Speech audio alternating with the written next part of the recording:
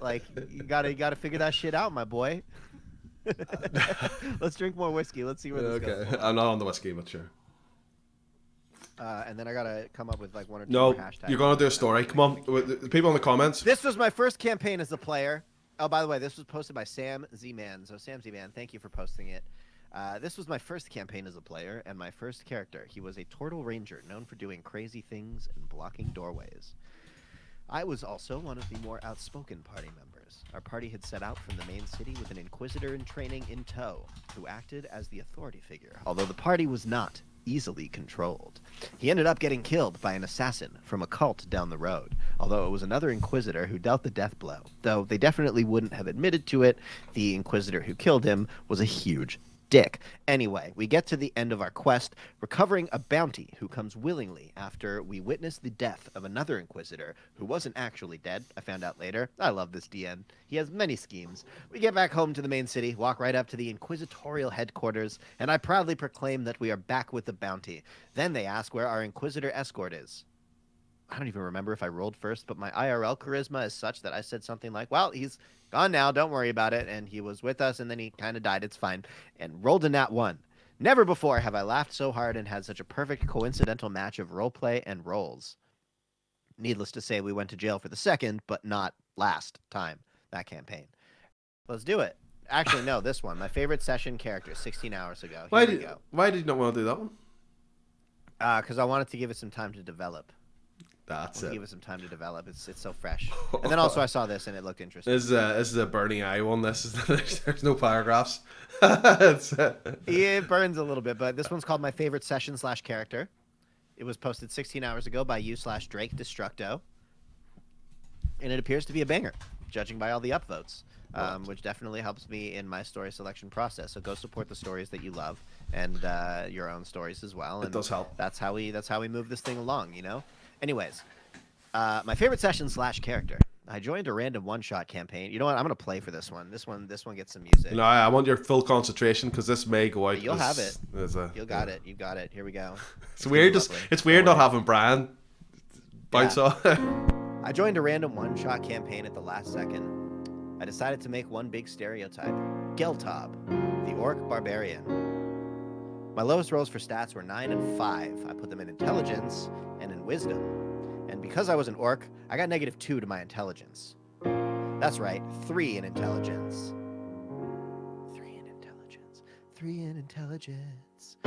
Geltob was a mercenary. He was rather idiotic, but he understood the value of money.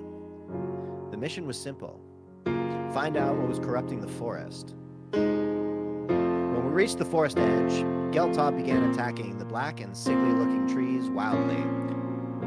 He even began digging up random roots. Sometime later, they find a corpse of a bear in the forest, seemingly drained of blood and mummified. As the party inspected, Geltob attacked it, believing he was pretending to sleep so it could ambush them. When Geltob attacked the trees earlier, a black liquid clung onto his blade. Yeah, when he swung at the dead bear, the ooze entered the bear and brought it to life. One long fight later, Geltob was relieved he attacked the bear, so it didn't catch them off guard, like it was totally planning to do. They meet a random NPC, which makes fun of the party's intelligence in a very passive-aggressive way and tells them they will make good bait. Geltob seems really happy they made such a nice new friend. He just hopes he can be the good bait that his new friend wants him to be. He's not sure what bait is, but he will try his best. Finally, they reach the epicenter of the forest. They find a black pulsating rock in the center of the forest floor. Geltob immediately attacks it. The rock spurts out a large amount of corrosive black liquid, and he loses half his health. Geltob yells, "Geltob smash!" as he attacks the rock a second time. He is in the single digits. He charges in again. "Bad rock! Geltob smash!" and is knocked out. He gets healed by a party member and charges back and gets stopped by one of the party members, who tells him to wait. Geltob runs around the rock screaming, "Bad rock! Bad rock!" jumping around and pounding his chest like a gorilla. Rolls intimidation, nat 20. The DM describes the rock trembles slightly. It seems thoroughly intimidated. The party then breaks the rock, while Geltob chants, "Bad rock! Bad rock!" in the background. Once it is confirmed as broken, Geltob cheers and starts limping around the crater, screaming, "Dead rock! Dead rock! Dead rock!" As the party leaves the crater, one member stops and clutches the NPC. I'm gonna need another drink for this. Spicy. What was that thing? Why did you lead us here? Blah, blah, blah. Don't tell your friend, but it wasn't a rock. It was a rock lobster.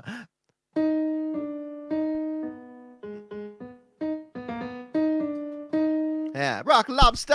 That's all I got on that one. Dead rock, dead rock. When that session ended, I quickly wrote one final thing on my character sheet.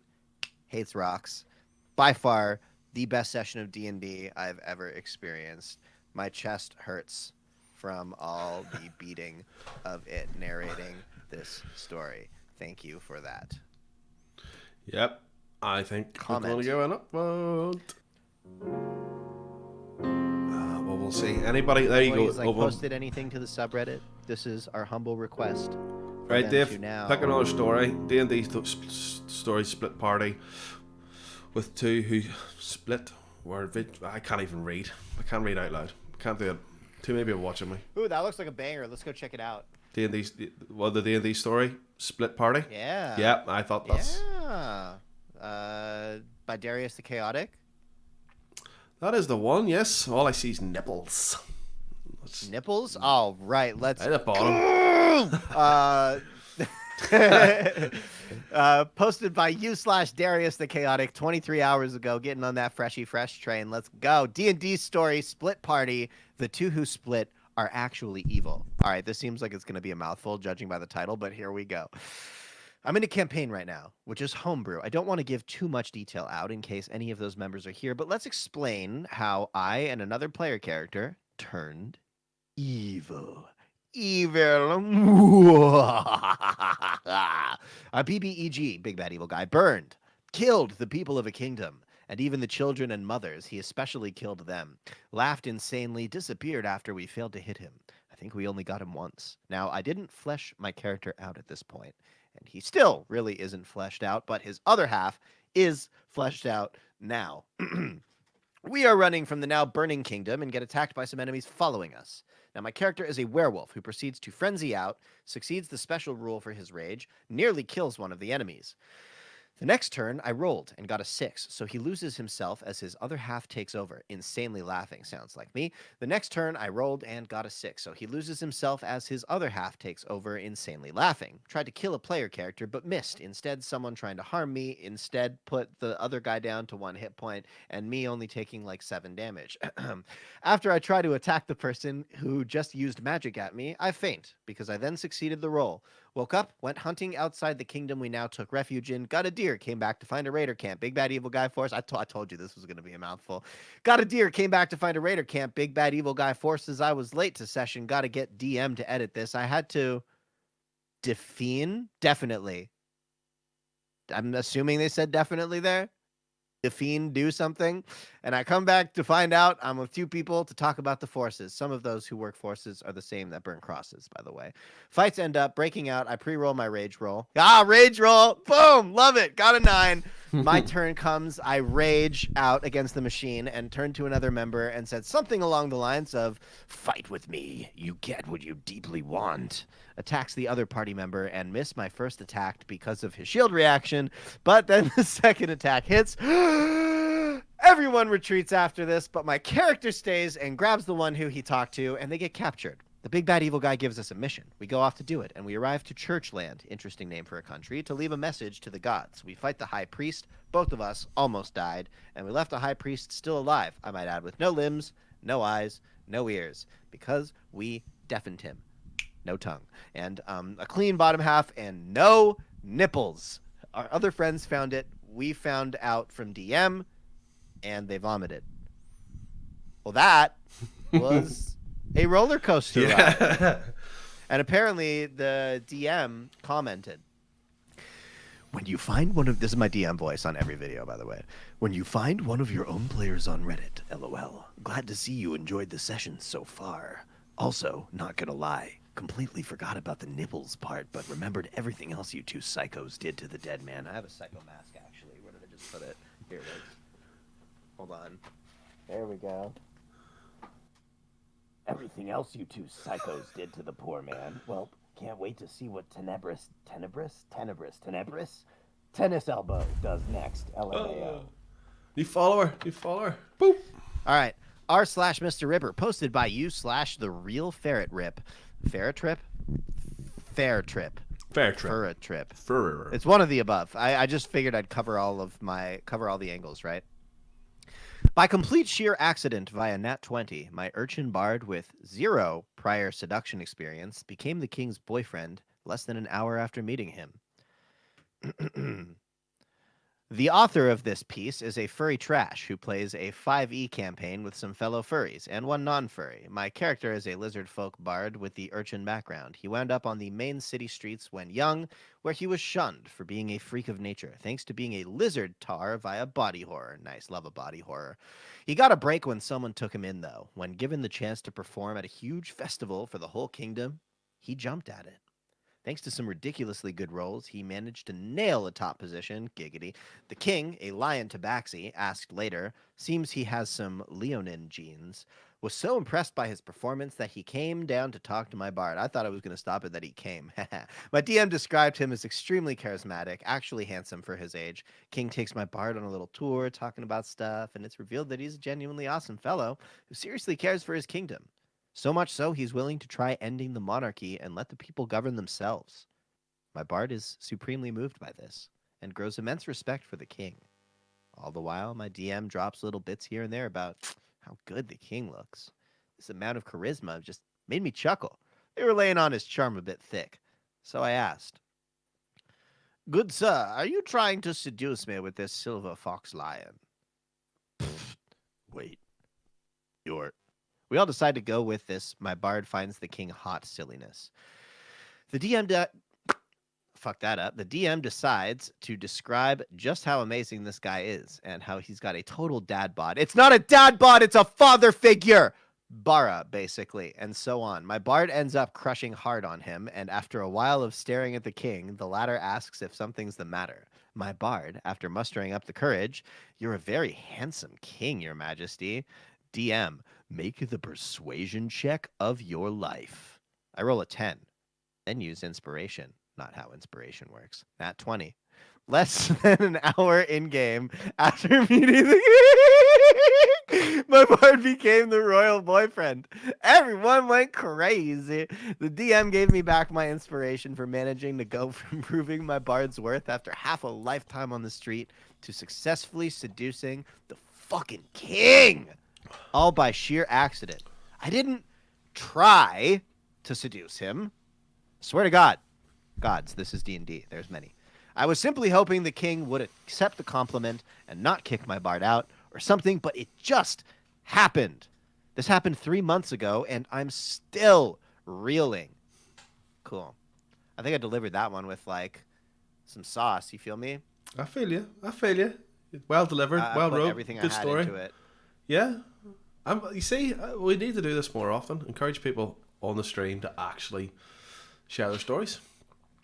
Everyone's that's what been it's all about. Because I'm gonna lay it on double thick for you. I'm gonna lay it on dummy thick with 2 C's.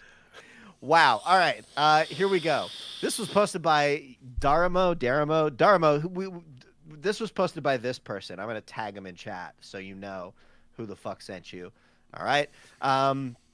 What is the ideal way to set up a session 0 when you know everyone, including the DM, has yet to play a single game of D&D? I almost said DVD. So, I am currently preparing for a session.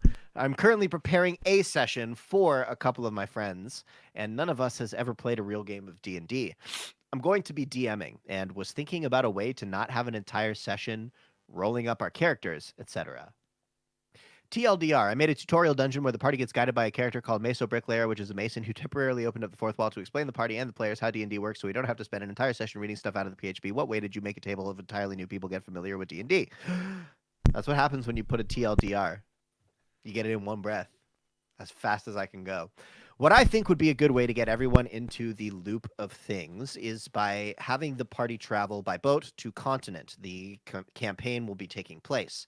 When their destiny comes into view and port towns will be visible at night because of the lights in those towns, at this point, the party goes to bed, awaiting their arrival the next day. Noon-ish. They, however, wake up in an average-sized, windowless stone room where the ceiling seems to project the constellations they saw during the night. In this room, there is a table with a banquet breakfast, freshly baked breads and prepared meats and such. Along the breakfast is also a wax sealed letter. Wax seems to be freshly pushed. The letter explains that the essence of each character's conscience is merely projected into this state. Their physical form is still on the boat, unharmed, and they will wake up once the boats enter the harbor. Once they finish reading the letter, a doorway appears, and the party is able to go to the next room. Here, the party will meet with the writer of the letter, Meso Bricklayer. He's a mason and about to close the fourth wall currently being broken with this dungeon. He will explain to the party how combat works, gives them some weapons and components pouches, and lets each party member hack onto some training dummies. There is more for flavor instead of these is more for flavor. And I understand these things being more for flavor. I'm all about the flavor instead of actual combat. Once that is completed, Meso summons a set of armor and leaves the room. Door vanishes, party locked into the room with a scarecrow and a piece of animated armor. Battle ensues, and after Meso comes back in to explain the party stuff about healing and short and long rests, then, with all that's done, Meso says goodbye, wishes the party the best of luck, and the party wakes up on the boat, pulling into harbor, with next to their bread, fucked that up, with next to their bed, a brick. And then they go off and explore the town, or whatever. Any tips or suggestions? I already know the Scarecrow and animated armor fight is technically considered deadly, but by dropping the Scarecrow to about a fifth of its original hit points because of the training slashes, that should balance that out. Sending, okay, here, this should be an interesting one. This isn't a story. This is an always DM rant. This is a rant from a person. I can't hear you, Ripper. I'm vaping.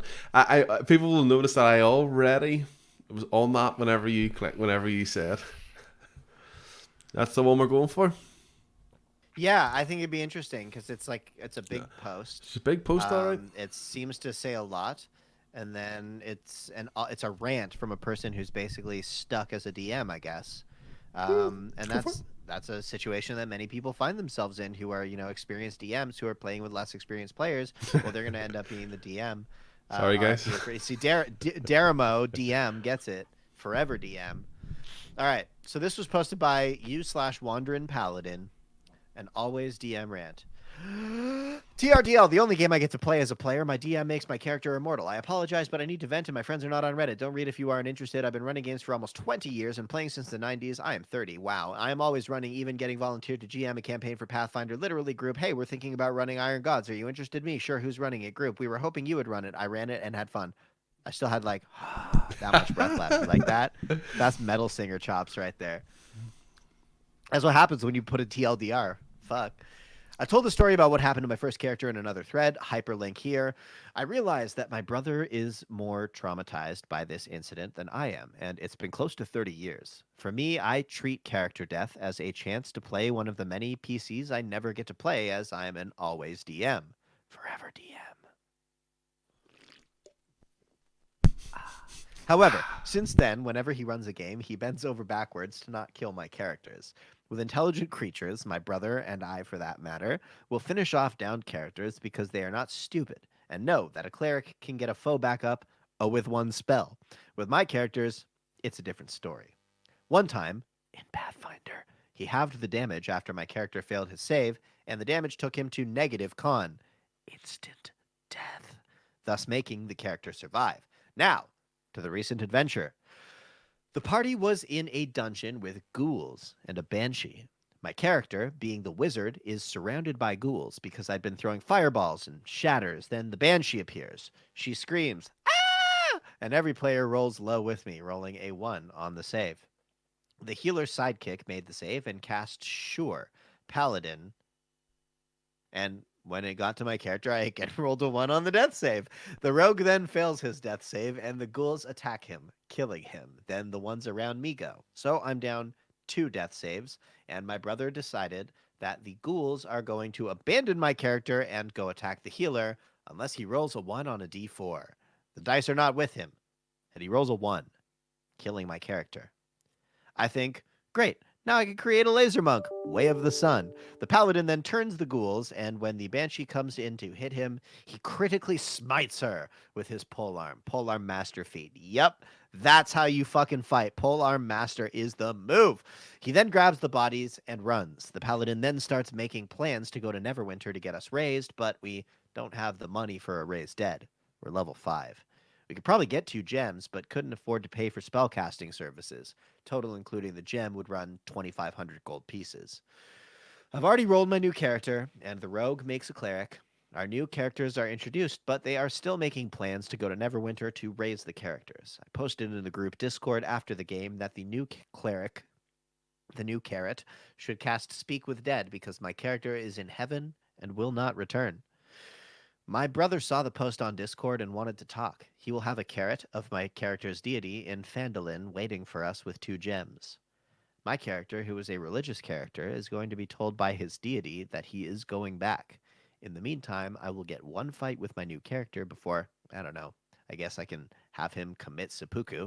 Anyway, the game is tomorrow and I feel meh. From here on, though, I'm going to be charging into battle with my wizard. Oh. We're facing a dragon. I'll run up and burning hands him. Why? Because death has no meaning. My characters will always survive. 3 comments. Talk to him. Tell him what you told us. You don't want to have a guardian angel and want your deaths to have... This is from Nax's, by the way. And want your deaths to have meaning and to top it off. You're not even mad about them dying. It's part of the game. Just tell him that. I know it's an awkward conversation, but usually it does the trick. OP says, thanks for the advice. I will try that, but even though we are both middle-aged, I'm still the younger brother. Nax is, all right, now we're just getting into therapy. Yeah. Give him a whooping. Yeah. Anyways, there it is. That was a good that was a good one. A good one. That wasn't terrible. I liked it. Watch me lift the door. 1 second. Oh, we're gonna No read singing. a motherfucking story here at Rip Daddy's house. And why did my sustain pedal not do the thing that I told it to do with my foot now? Ow. I'm